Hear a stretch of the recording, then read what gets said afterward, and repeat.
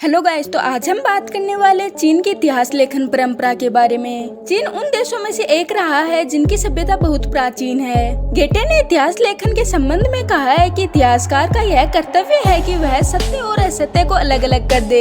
ऐतिहासिक खोज करने वाले को सदा यह बात याद रखनी चाहिए कि उन्हें जूरी के समान विषय पर अपना मत देना चाहिए, भले ही वह मत उसके विरुद्ध हो या फिर अनुकूल हो। इस उपदेश का चीनी इतिहासकारों ने पालन किया है, क्योंकि चीन में यह परंपरा थी कि चीनी सम्राट अपने जीवन काल में अपने समय के लिखे इतिहास को देखने का अधिकारी नहीं होता था। इस बात से यह साबित होता है कि चीन ने इतिहास लेखन में अपनी सत्यता को नहीं छोड़ा था। चीन लेखन के बारे में जो बात सर्वाधिक उल्लेखनीय है वह है उसकी भाषा का 200 वर्षों पूर्व से अपरिवर्तित रूप से बने रहना। इस बात से सिद्ध होता है कि चीन ने भाषा के महत्व को पहचाना था, क्योंकि भाषा ही वह तथ्य है जो किसी देश की एकता को अखंडित रखने में सबसे महत्वपूर्ण भूमिका निभाती है। यही कारण है कि हमें चीन के 2000 वर्ष पहले का इतिहास भी चीन की तत्कालीन भाषा में ही लिखा मिलता है।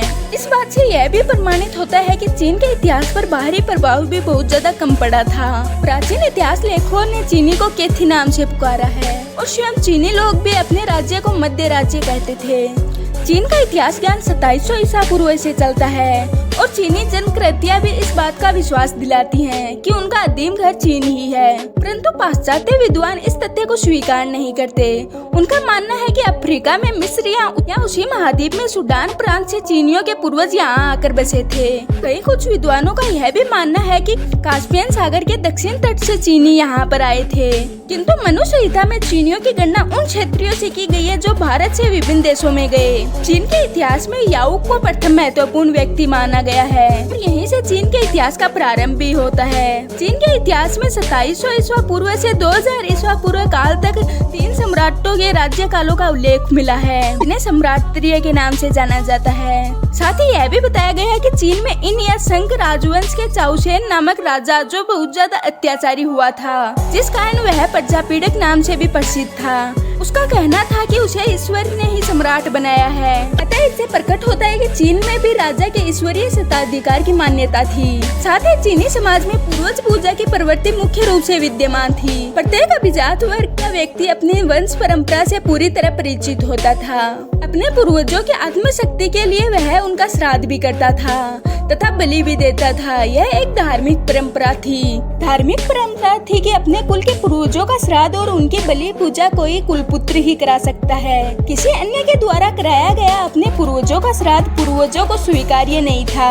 यहाँ तक कि इस कार्य को किसी पुरोहित द्वारा भी नहीं करवाया जा सकता था। यह प्रथा चीन के अतीत के प्रति विशेष सजगता की ओर संकेत भी करती है। चीन का सबसे बड़ा देवता।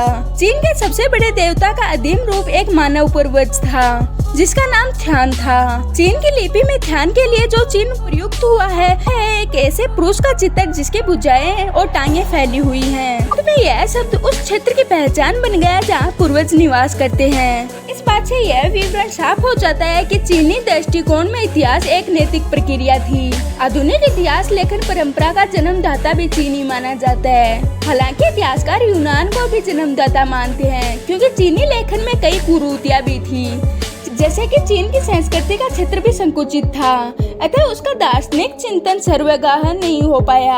वह अपनी सीमाओं से मिलकर मध्य एशिया की संस्कृतियों से भी अलग ही रहा, जिस कारण चीन का सांस्कृतिक दर्शन का क्षेत्र बहुत ज्यादा व्यापक नहीं हो पाया।